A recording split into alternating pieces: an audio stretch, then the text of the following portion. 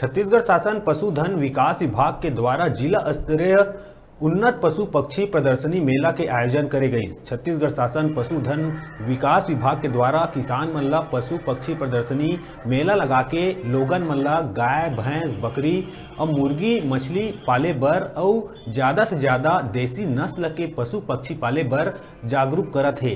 महिला समूह मन के द्वारा गांव-गांव के गौठान में भी देसी नस्ल के पशु पक्षी पाले जाते, जेकर से आम लोगन ला काफी फायदा हुआ थे।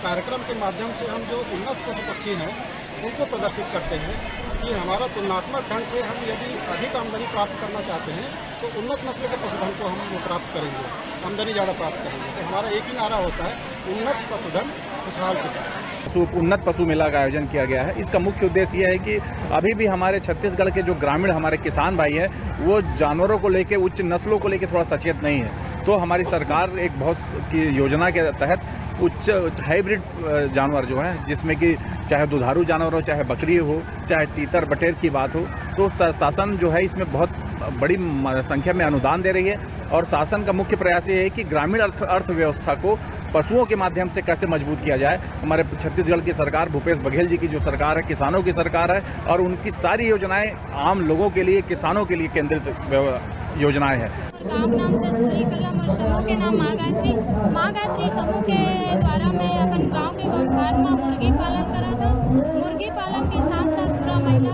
आजीविका के काम करत है और मुर्गी के मतलब हर आजीविका के अंडा के रेट में मतलब हमला 15 रुपये नांग से हमला प्राप्त होते।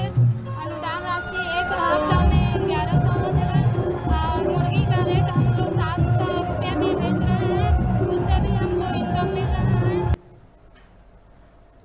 अभी रुका था छोटकुन ब्रेक ले पर, ब्रेक के बाद फिर मिलबो। तब तक देखत रहा न्यूज़ 36 छत्तीसगढ़ की आवाज़।